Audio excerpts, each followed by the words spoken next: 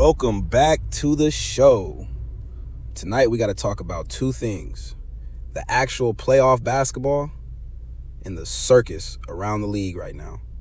Because while the playoffs are heating up, the sports media world also exploded with the return of Skip Bayless and Stephen A. Smith together on First Take for the first time in 10 years. And of course, within minutes, they were arguing about LeBron James again. But first, let's get to the games. Knicks versus Sixers. The Knicks walked into Philly and handled business, 108-94. And this wasn't one of those fake close playoff games where the score looks respectable at the end. New York controlled the energy, controlled the pace, controlled the physicality. The Knicks just looked tougher. This team got that old school playoff identity right now. Defend, rebound, slow the game down, hit timely shots, and make stars uncomfortable.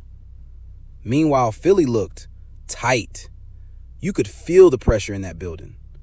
The Knicks fans are talking crazy online right now because New York looks like a team that believes it can actually make a finals run. And honestly, the East feels wide open. Spurs versus Timberwolves. Now this game had real future of the league energy. Spurs beat Minnesota 115-108. And everybody's eyes are on Victor Wembanyama every single night now. Because he's not being treated like the future anymore. He's already here. The expectations changed. Every playoff possession with Wemby feels cinematic. The blocks, the recovery defense, the length, the pressure he puts on offenses just by standing there.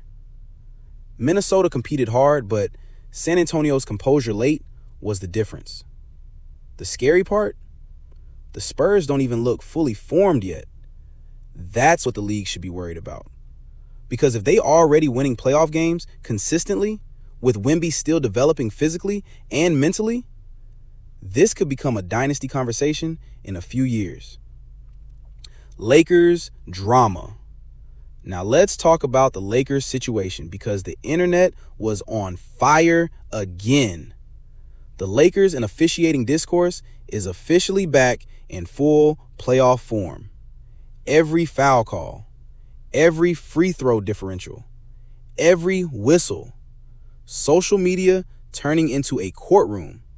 And JJ Redick is clearly frustrated with the inconsistency and shooting struggles from the Lakers lately.